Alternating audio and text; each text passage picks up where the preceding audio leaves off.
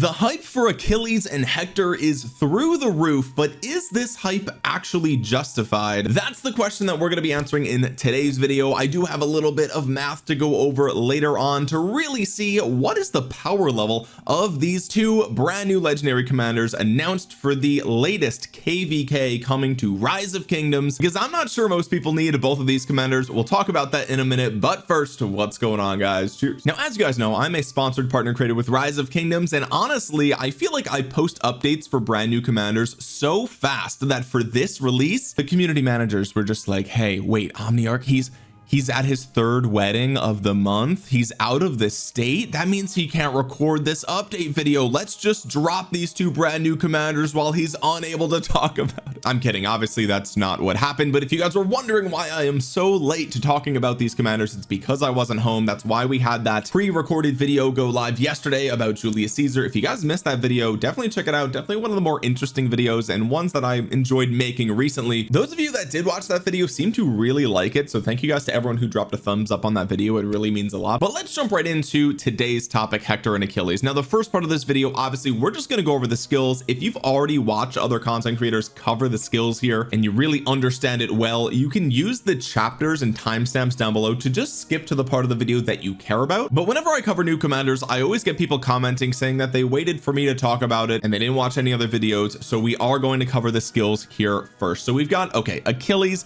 cavalry versatility and combo commander. This is obviously built for the open field. Let's see what the active skill is. This is an AoE with a 1000 rage requirement, and also if we take a look at the video here, we can see that this is actually a circular AoE, and as far as I am aware, I believe this is the first circular AoE for a cavalry commander in Rise of Kingdoms, so that does seem like a big deal. Let's see what he's doing here. Launches 2 combo attacks against up to 5 nearby enemy troops with a damage factor of 1000. Every target reduces 15%. It's the same deal as always. So this is basically 2000 damage factor to 5 targets. We've seen that before with commanders like Yuge Liang, who is admittedly quite old at this point. So 2000 damage factor is good to 5 targets, but is it an absolute game breaker? We'll have to find out with the rest of his kit. The targets lose 20% march speed for 3 seconds. That's really nice. I like the fact that you can AoE slow things. The targets are also inflicted with the sundered effect for 10 seconds, increasing the damage they received from Pelion Spear by 5%. This is Pelion Spear. Okay, so basically the more active skills you hit them with, the more damage they're going to be taking from this active skill. This effect can stack up to 3 times. Its duration resets whenever it gains another stack, and it does not automatically clear when exiting combat. So that's pretty cool. This debuff makes them take 15% extra damage from this skill itself, and even if it's in and out combat and they lose their rage, they're still going to keep this ticking for up to 10 seconds until it actually falls off naturally. Okay, so they are going to have this debuff quite often. Let's take a look at the second skill. You gain 40% attack and 20% march speed. Okay, so that is glass cannon stats right there. While outside of alliance territory, they gain 10% health. Okay, so what we normally see is 50% stats from the second skill as of late. If we're looking at more recent commanders like King Arthur and newer, we do see 50% stats is pretty typical here. Unfortunately, the health is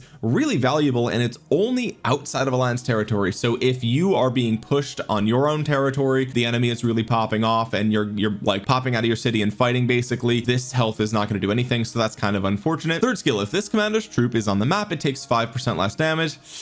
I mean, don't get me wrong, taking 5% less all damage is good, but it's 5%. What are we talking about? That's not that much. All incoming skill damage, combo damage, and counterattack damage is reduced by 10%. Okay, that's pretty good. That's pretty tanky. Noticeably, you are not reducing the smite damage, so you're still going to be taking the full brunt of those smite damage shots, but everything else seems to be reduced here. Of course, normal damage is not reduced, but counterattack damage is reduced. Whenever this effect reduces a total of 3000 damage factor, this commander casts the Pelion Spear skill. Okay, the more damage that you're soaking up in the battlefield, the more often you're going to be popping off your active skill. That's pretty good. This is we'll get into the nitty gritty of this skill in a couple of minutes, so stay tuned for that. But next up, fourth skill, it says if this commander's troop is a field troop, which it should be, it deals 10% more normal damage. Okay, that helps out a lot because this is a combo commander, so bonuses to normal damage affect combo attacks, so that's pretty cool. Whenever he uses his active skill, it gains a 10% bonus to rage gain speed and 10% bonus to attack for 10 seconds. This effect can stack up to 2 times, and its duration resets whenever it gains another stack, and it does not automatically clear when exiting combat. So that's also, again, pretty cool. Whenever you're casting your active skill, you can get up to 20% attack, 20% bonus to rage gain speed. The 20% bonus to rage gain speed is not as good as it sounds. It's one of those things where it gets better as the fight goes on, but you don't really want that. Like in Rise of Kingdoms, a lot of times you want all the value of skills up front, right? You want all the value of the skills to happen when you have the most amount of troops remaining, because that's when it's going to hit the hardest. And you know, again, skills that like get better as the battle goes on typically are not things that are insanely good. Not to say it's bad, but it's not like, it's not game breaking, right? So okay, the speed of rage gain, you're only going to notice that a little bit later on. The bonuses to attack are nice, but really we already have a ton of attack here on the second skill, 40%, right? The one thing that I like about this is that it does not reset when exiting combat, which means you're going to go in, fight, and even if you're retreating and you lose your rage, you still might have this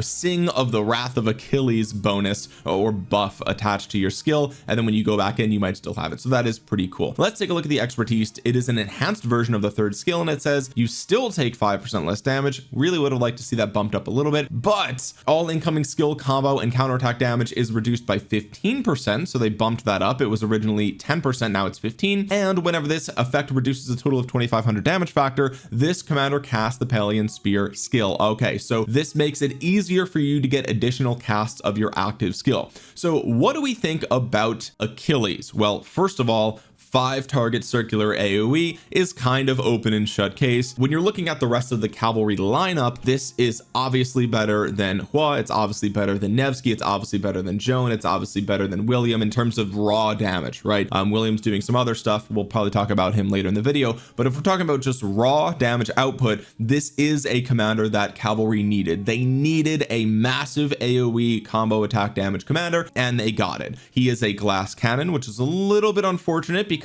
we're going to be benching somebody like Hua, right? And Hua is quite tanky, he's got a lot of defense, also casts his active skills a little faster at the beginning. He also has a huge bonus to skill damage, whereas we don't really see a huge bonus. Like we have 10% bonus to normal damage, and we have a stacking bonus for just the active skill of Achilles, right? Which is, you know, it's great for Achilles, but it's not great for whoever he is paired with, because they don't also have Pelion Sphere. So all in all, is this a must-have cavalry commander? If you're running one cavalry march, probably, right? And it's a bit more nuanced than that. Actually, we'll talk about that later in the video, so stay tuned for that. But all in all, this is a very, very good commander. Is this a game-breaking Emperor Qin level of commander? I don't think so. I think he is more in line with the power level of Bai Chi, or in line with the power level of King Arthur, rather than Emperor Qin. I don't think this is an Emperor Qin level of power, if we're being honest with ourselves. Did cavalry need an Emperor Qin level commander? Maybe, but you know, there's a lot of things that cavalry do that other troop types don't, particularly with combo damage and butterfly.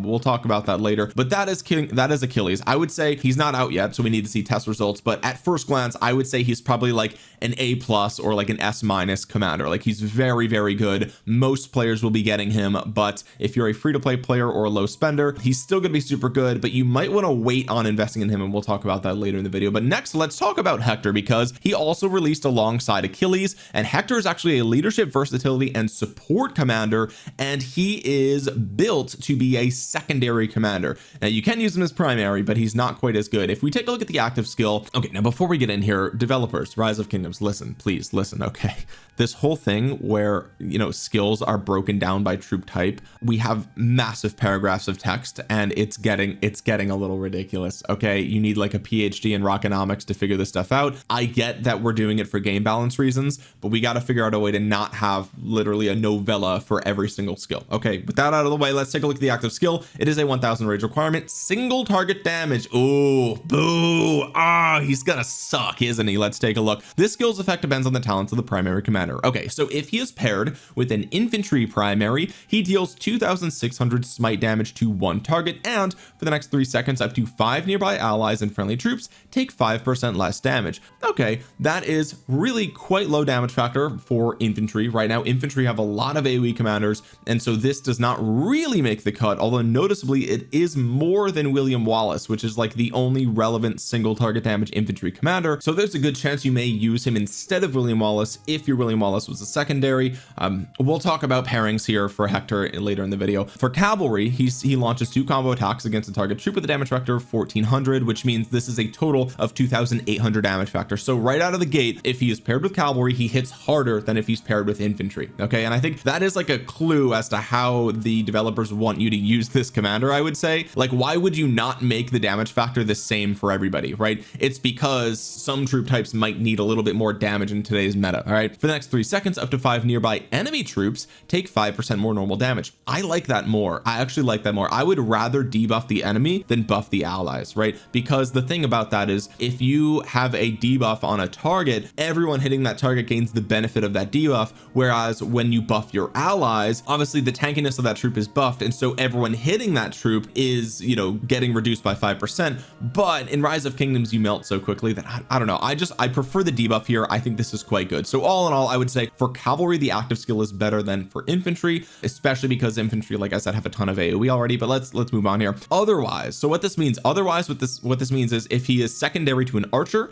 if he is secondary to a leadership, or if he is primary, because remember, you can use him as primary. Okay, otherwise he deals direct damage to a target troop with a damage factor of 2700. Again, changing the numbers here. All right, for the next 3 seconds, up to 5 nearby enemy troops deal 5% less damage and lose 15 rage per second. I think this is the best debuff of the 3, but again, we're talking about skill damage of 2700. You are probably never going to use him with archers, because archers again have so many AoE options that deal way more damage than this. It just, I don't see the appeal here. So far it looks like cavalry are the greatest beneficiary of Hector. Let's take a look at the next skill. This commander troop gains 20% march speed. Fantastic. 10% health, 30% defense. All right, so this is a pretty tanky commander out of the gate from a stats perspective. We really like that, especially if we're going to pair him with Achilles, because remember, he is a glass cannon. These stats are not conditional. These stats are for any troop type, so you can literally slap him behind cavalry or infantry or archers and you are good to go. 40% of stats instead of 50%. It's a little bit lower than we see for other troop types, but again, this is universal, so it goes to anybody. That's the versatility, there is the benefit, and notably it is more than Philip, who was the most recent open field leadership. So he just straight up has more stats. He has better stats. I guess the debate would be there with archers, right? Archers get 35% health for Philip, so I guess that's maybe a little bit better, but all in all, really solid inline second skill. All right, third skill, this commander's troop takes 10% less normal damage. All right, so even more tankiness here. It's a little bit, but it's nice. It adds up, which is cool. When attacking your troop on the map, one of the following effects will trigger based on the talents of their primary commander. Okay, infantry, whenever the troop deals smite damage, there's a 50% chance that the damage will be increased by 15%. This can trigger up to 3 times per second with a cooldown of 10 seconds. Now, triggering three smite damage shots all on one turn is very unlikely. Obviously, there are things like Bai Chi who do have a chance to deal additional smite damage. So, you know, if the stars align, you could theoretically deal a bunch of different smite damage all on one turn, but really that's not what smite damage does. So you're probably not going to hit this cooldown very often, but it is nice to see that you know, and especially because it's a 50-50, right? So yeah, I don't know, I feel like you're never going to hit the cooldown with this unless you're super unlucky as an infantry player, but all in all, you know, boosting a smite damage shot is solid. Okay, cavalry, whenever this troop launches a basic attack, it has a 20% chance to launch an extra combo attack with a damage factor of 400, can trigger up to 3 times per second with a cooldown of 10 seconds. Now this I can imagine triggering more than 3 times per second. Now it's again still unlikely because it's a 20% chance, right? But because you have things like butterfly as a special inscription, again we'll talk about that later, I do think that, you know, you will be launching lots of extra combo attacks with this, which I think is really good. 10-second cooldown sucks, but it is still really nice. So again, out of the gate, I think the cavalry version of this skill is the best compared to infantry. Let's see what happens for otherwise. Whenever the troop inflicts a debuff on an enemy troop, it takes 5% less damage for the next 10 seconds. This effect can stack up to 2 times, then its duration reset whenever it gains another stack. Okay, so whenever you're inflicting a debuff, you take 5% less damage and you can stack up to twice. That's 10%. This is not very good. It's very minor compared to everything else, to be completely honest with you guys. Let's move on to the fourth skill, if this commander's troop is attacking a troop on the map, if their troop's primary commander has the infantry or cavalry talent, every second you have a 50% chance to gain a 20% bonus to normal damage dealt for the next 5 seconds. That's actually pretty good, but it has a 7-second cooldown, so it is what it is. However, it is still a 5-second duration. That is like one of the longest buffs in the entire game. 5 seconds seems to be the upper limit of buffs in Rise of Kingdoms, so we really like to see that. The long cooldown is unfortunate. One thing, and I will be completely blunt with you guys, I completely forgot how this works. When this triggers, does the cooldown begin as it's running, or does the cooldown only start after the 5 seconds is over? That's a big difference. I completely forgot. That's the problem with Rise of Kingdoms. It's such a complex game that a lot of these mechanics, it's hard to keep track of everything. So you guys can let me know in the comments section how that works. I believe that the cooldown begins the turn after it triggers, so it should be on cooldown as you're gaining the benefit of it. Like they'll overlap, and then there'll be 2 more seconds at the end there, but you can let me know if I'm wrong about that in the comments. Otherwise, okay, so for archers and leadership, every second you have a 50% chance to gain a 30% bonus to skill damage dealt for the next 5 seconds. Again, a 7-second cooldown. All right, so look, a 50% chance. There's so many better ways to gain skill damage in the game these days. I mean, straight up YSG has more than double this permanently, right?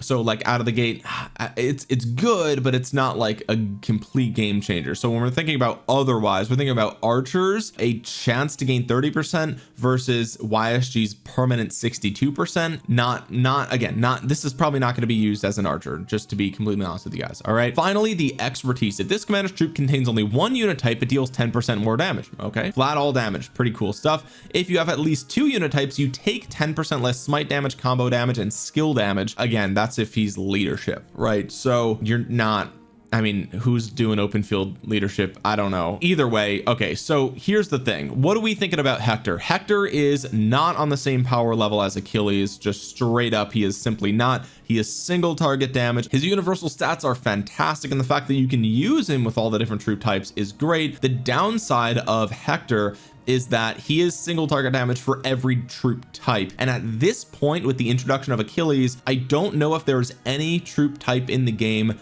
that cares about single target damage anymore. It's just so power crept at this point that it's actually insane. I think if you were going to use him as any troop type, it would be cavalry. We'll talk about that in a minute, but I think that Hector is absolutely not on the same power level as Achilles, and Achilles is not on the same power level as Emperor Qin. So I don't think, I mean, Hector does not seem like a commander that most people are going to need or want unless you're running 2 or 3 cavalry armies, but it still gets even more nuanced than that. So okay, let's take a look at some napkin math just to see like how might these commanders perform in the open field. And again, I want to be very clear, this is not the end all be all. We have to test these things, but I just want to get like a general sense of like how these commanders work. Okay, so I threw Achilles in here, and then I threw Hector in here 3 times depending on what troop type he actually is, because again, the developers decided to have him get slightly different damage factors and bonuses and whatnot. Okay, so let's take a look at Achilles. Okay, Achilles' active skill is a 1000 damage factor, but it hits twice in the same turn, and it's 5 targets, but each additional target is reduced by 15%. So this is the formula that I used here. It is the 1000 damage factor times 0.85, and you do that for all the additional targets, then you multiply that by 5, then you multiply it by 2, because remember this was 1000.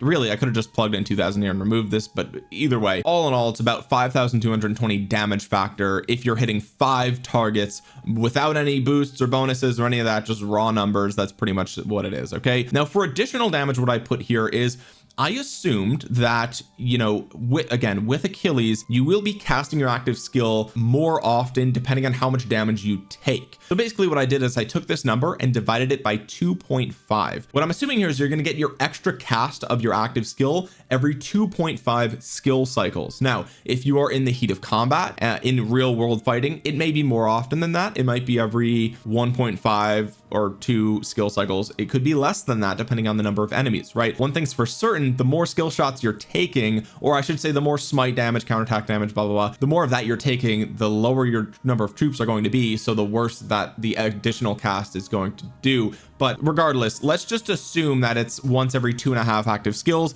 just to play it safe. Like, I don't want to like hype this commander up like he's the, you know, next coming of Christ, right? Like, if we want to be even more fair, maybe it's every 2 skill cycles, so the number here goes up. But let's just look look at the low end just to like really set the a realistic expectation here. Skills bonus, he gets a 10% bonus to normal damage. He also gets a 10% bonus from the delta formation, right? So a total of 20% bonus to normal damage, or to his combo damage for the active skill. So this is kind of what we're looking at for the active skill, again on a low end, assuming you are triggering the active skill bonus cast infrequently. Then we can take a look at Hector. Again, sort of same thing here. If he has archer or leadership, he gains larger bonuses. Again, this is napkin mouth because I know there's like a chance to gain a certain percent of a bonus, but you know, again, this is still only single target, so his damage factor is not going to be crazy if we're being honest with ourselves. So let's go ahead and rank this by like the max best case scenario for everything here. You could see that Achilles comes in 3rd place, so he actually is a little bit behind King Arthur. If we actually change this to every other skill cycle, that does keep him behind King Arthur, right? So he's still in 3rd place. So it definitely moves the needle when it comes to the like it gets a lot closer to King Arthur, but he's still in 3rd place. Okay, now I know you're looking at Emperor Chin and saying, wow, that damage factor is insane. This is a high-end estimate if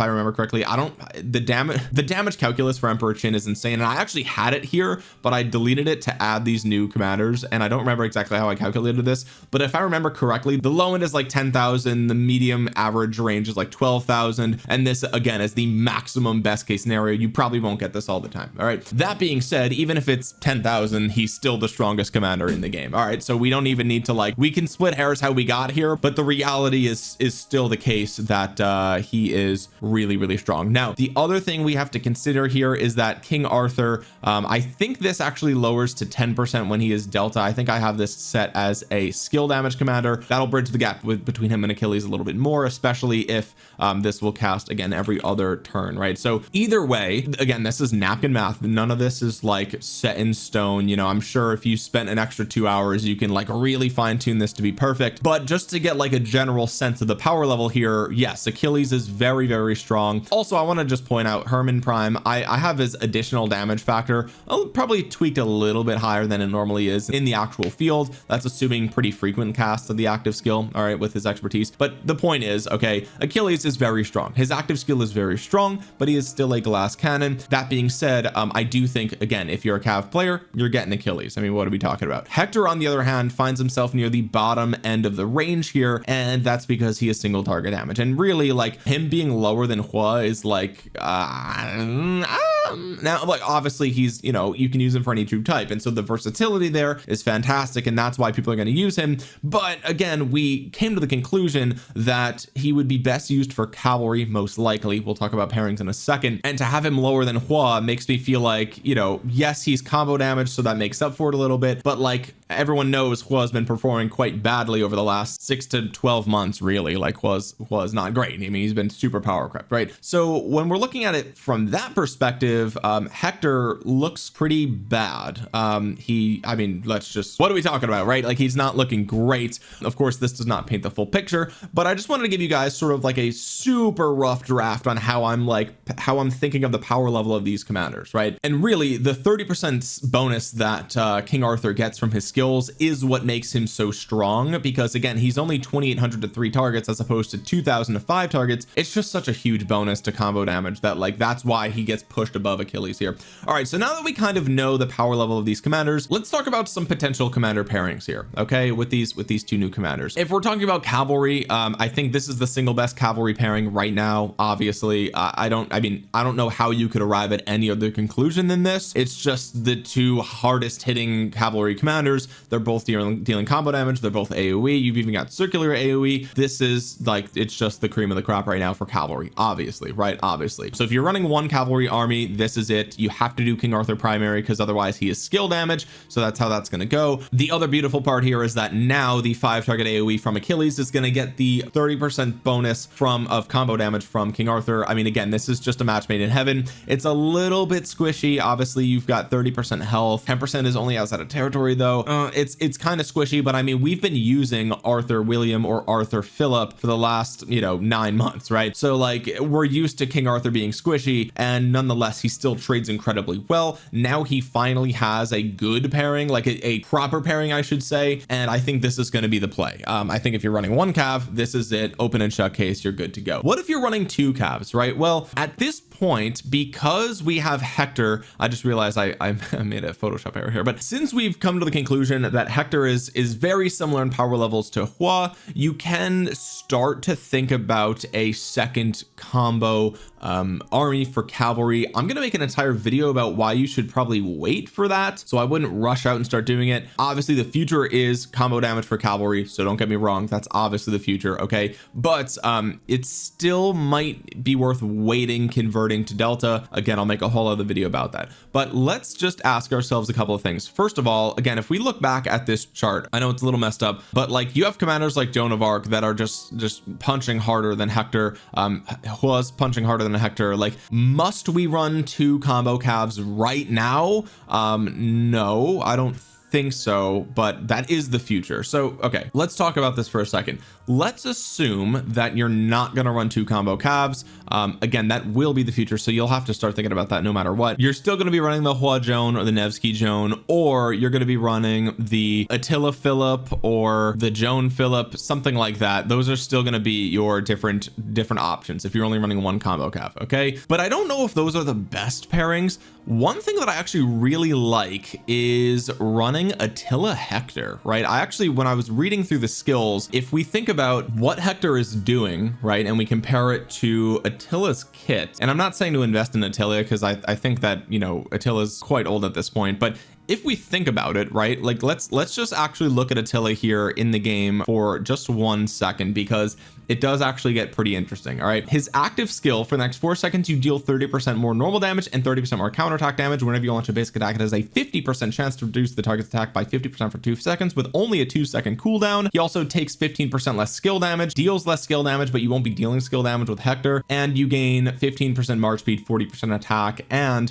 whenever you launch a basic attack, you have a chance to gain a bonus to damage dealt for 2 seconds with a really long cooldown, and you deal 20% more normal damage under 50%. So the name of the game with Attila is normal damage. So okay, if you have Hector behind him, he's going to give you a huge bonus to normal damage, and then you're going to launch 2 combo attacks, right? Those are going to be much stronger as a secondary to Attila because of Attila's active skill buff, and you get a really nice debuff to the enemies here, which is quite good. You're also giving Attila 30% defense and 10% health, so you're actually giving Attila the tankiness that he doesn't have. Remember, Attila has a ton of attack, and that's pretty much it. You're also taking less normal damage, again, even more tanky, and whenever you launch a basic attack, you have a 20% chance to launch an extra combo attack. Okay, so the combo attacks are really going to benefit from the active skill on Attila.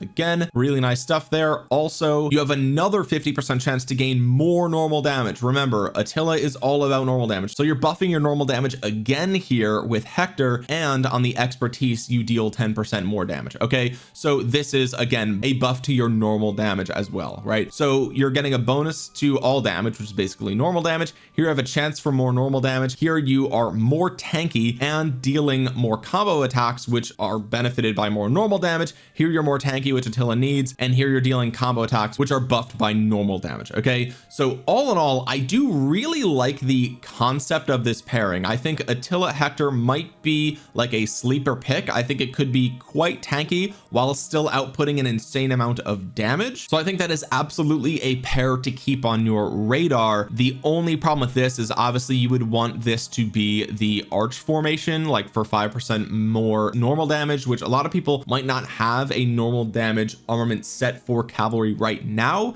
but I think this is a really interesting pairing to consider. From here, if we don't mess with Attila, we don't care about Attila, I think you just pair these two together, and then you continue to run the Philip behind your King Arthur, or you slap in somebody like William, which we have been using for the past couple of months anyway. I think this is also a really good way to run 2 calves, especially if you already have 2 delta sets. I think this is the way to go. go, and I think this is the direction most Cav mains are building their account anyway. So I think this is, I mean, it's pretty safe to assume that this is going to be how we run things, right? Now, all of that being said, the caveat that I alluded to earlier is that we are still scheduled to get 2 new cavalry commanders probably at the end of the year. The cosmic lineup of all this stuff is a bit bizarre when it comes to investing in the meta, so keep in mind, like, we will probably hear about the new calves in 2 to 4 weeks, right? Literally 2 to 4 weeks from me recording this, we will probably start to learn about the new calves. I suspect they will come halfway through December, somewhere around there. Latest would be early January, right? So we are like really close to a new calv release. And what does that mean? Well, most likely what that means is you're probably going to be benching either the William and the Philip or the Hector here, right? Like, let's assume, because we're going to be getting a garrison commander, right? Because we recently got Subutai for rally, so we're going to be getting a cavalry garrison. I assume they will not be open field viable. That has been the case for the most recent garrisons, so I could be wrong, but let's assume that the open field cav commander is meta. Okay, will it be another AoE commander? Probably not, but maybe, right? Like, I think it will probably be more like a William Wallace type of thing, but maybe a little stronger, and for calves, obviously. Okay, the next open field cav, let's assume it's not AoE, but it is combo damage. Then obviously if you're running one cav, this is it, you're done. You don't have to even think about the next calves. That's it, right? If it's combo AoE, I would hold off on investing in Achilles, right? I mean, as strong as he is, just wait. I mean, unless you're going into battle tomorrow, you have no downside of waiting a couple of weeks to see what the next cav actually is,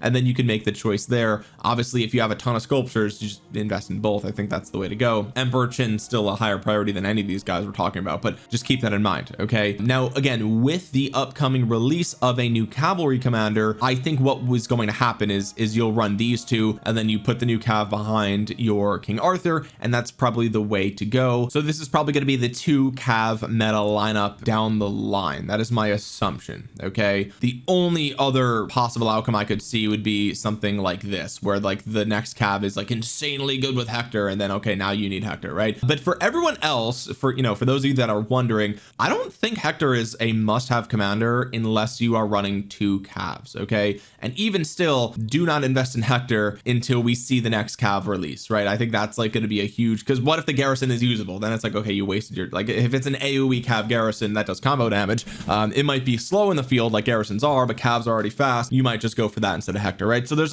a lot of unknowns in the future for cavalry at this exact moment in time. But if I were to predict the future for calves, I would say it's either this or it's this, and that's pretty much going to do it. In the interim, until we get the next cavalry release, I think what we're looking at is this for 1 cav army, and then if you're running 2 cav armies, it's going to be, you know, something awful like this, which is going to not be good. The other route could be something like this, right? I'm really curious to see how this is going to play out. Like, you're obviously missing out on like a lot of the combo synergy here, but it's just like so much normal damage all on your Attila. It's like, why not try it, right? Like it could be solid even though it's only single target. Anyway, those are my initial thoughts about the 2 brand new commanders. I think Hector is a little bit overhyped. I don't know if most players need him. I think Achilles is really strong, one of the strongest cavalry commanders in the entire game, but I don't think that he has cavalry's Emperor Chin. I think the next cav release could be that, but do they really need that after getting Achilles with King Arthur? I think King Arthur Achilles is going to absolutely slap. It is going to be probably as good as Baichi Liu Che, if not even stronger, because both commanders just hit so insanely hard with their AoEs. That's how I'm looking at this. I'm looking at this as a better Baichi Liu Che, but for cavalry, we'll have to wait and see what the upcoming calves are. But guys, if you made it to the end of this video, consider dropping a thumbs up on it. It really does help out the channel a ton. If you're new here, consider subscribing. Over 60% of you guys are not subscribed, and we are so close to 100,000 subscribers. With that being said, guys, thank you so much for watching. This has been Omniarch. I'll talk to you guys again soon. Peace.